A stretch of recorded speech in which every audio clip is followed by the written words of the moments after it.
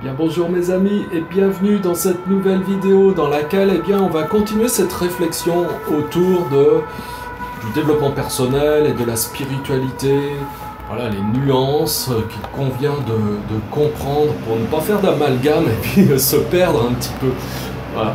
Mais avant d'aller plus loin, je vous invite à nouveau, si ce n'est pas encore fait, à vous abonner à cette chaîne YouTube en cliquant sur le bouton en bas et au milieu de cette vidéo. De cette manière, vous savez que vous êtes mis au courant de chaque nouvelle vidéo que je sors pour vous aider à bâtir une philosophie toujours plus solide, pour plus de bonheur pour vous et autour de vous, bref, pour une vie plus paisible et harmonieuse avec plus de fraternité, etc.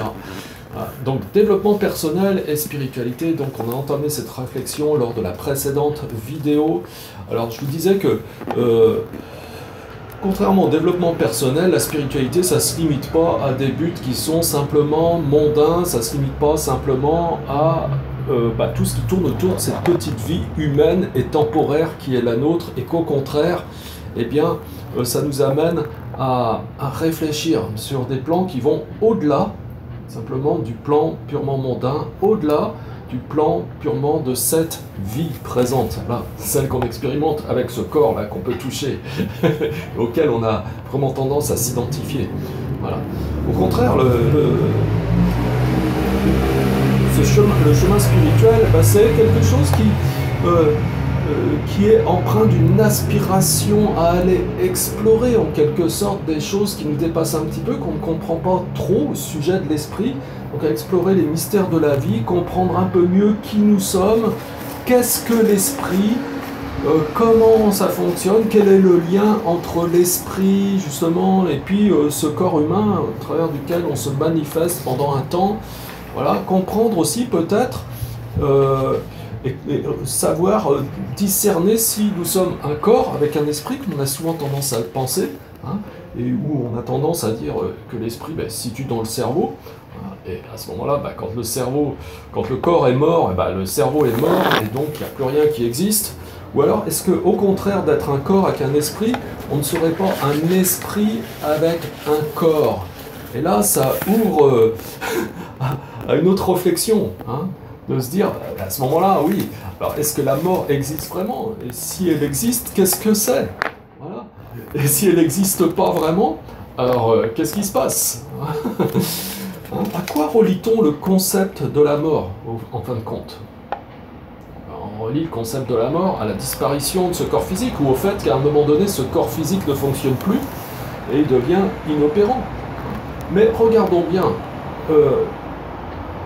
même si on est cartésien, et surtout si on est cartésien, même les scientifiques s'accordent tous à dire que c'est à partir de l'énergie qu'on crée de la matière. Et de la même façon, ils sont d'accord pour dire aussi que la matière, lorsqu'elle se dégrade, elle se transforme à nouveau en énergie. Et la spiritualité, ce qu'elle nous propose, c'est simplement, puisque spirit, c'est esprit, hein, donc c'est apprendre au sujet de l'esprit. C'est de reconnaître la nature même de l'esprit. Reconnaître que notre âme et notre esprit ne font qu'un. Et comprendre pourquoi. Comprendre que nous sommes finalement cela. Pourquoi je dis cela? Parce que c'est quelque chose qu'on n'arrive pas vraiment à définir ou à expliquer, et qui est du domaine de l'expérience. Donc c'est au-delà des concepts. Donc c'est au-delà de ce qu'on peut exprimer avec des mots, ou de ce qu'on peut matérialiser à travers des formes.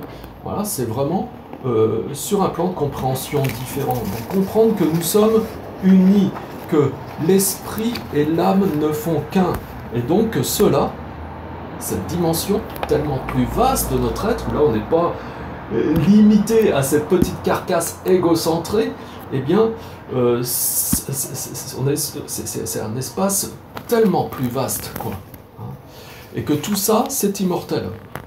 C'est immortel en ce sens que c'est non-né, déjà, il n'y a pas de naissance, ça a toujours été, et ce sera toujours. Donc c'est notre dimension éternelle qui imprègne tout l'univers, sans limite.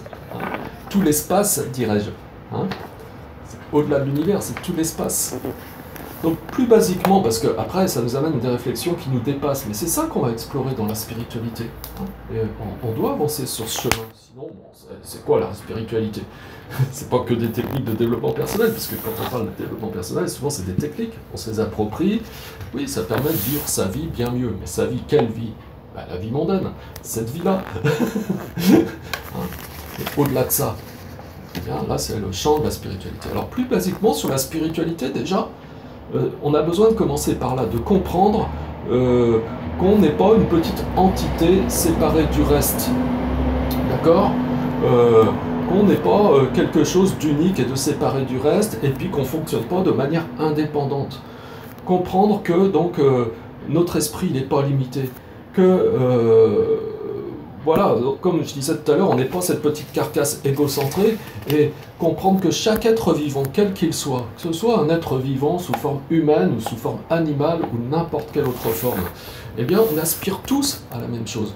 On aspire à expérimenter plus de bonheur et moins de souffrance. Et donc, non seulement on est interdépendants, mais aussi par rapport à ça, on est complètement liés aussi. On aspire tous à la même chose. On porte tous en nous-mêmes cette bonté fondamentale et on est tous indifférenciés les uns des autres. On ne se rend pas compte, mais on est vraiment un.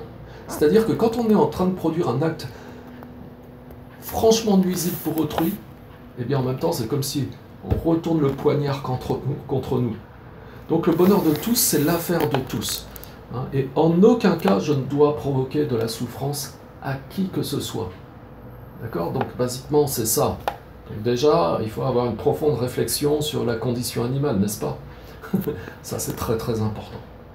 Hein, ce qu'on peut imposer comme souffrance aux animaux, que ce soit directement ou indirectement.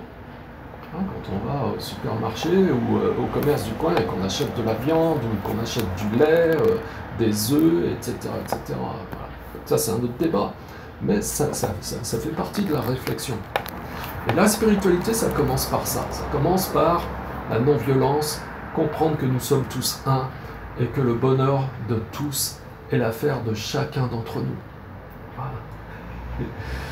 Et quand on comprend ça, et quand on est imprégné de ça, eh bien, petit à petit, on s'ouvre, on sort de cette carcasse. Et petit à petit, naturellement, on accède déjà à un début de compréhension sur cet autre plan de compréhension qui est au-delà des concepts. Voilà. Et là, on est dans la spiritualité. Il y a des grands experts de développement personnel qui connaissent rien à tout ça. Pour autant, le développement personnel, c'est super important aussi.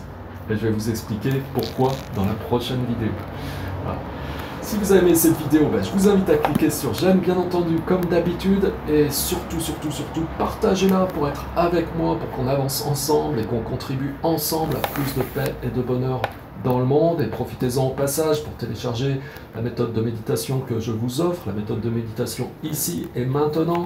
Vous pouvez télécharger librement et gratuitement, simplement en cliquant sur le lien que vous voyez apparaître, ou ensuite vous avez juste à...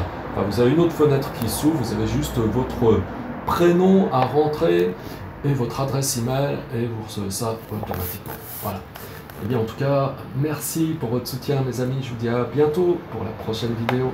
Au revoir.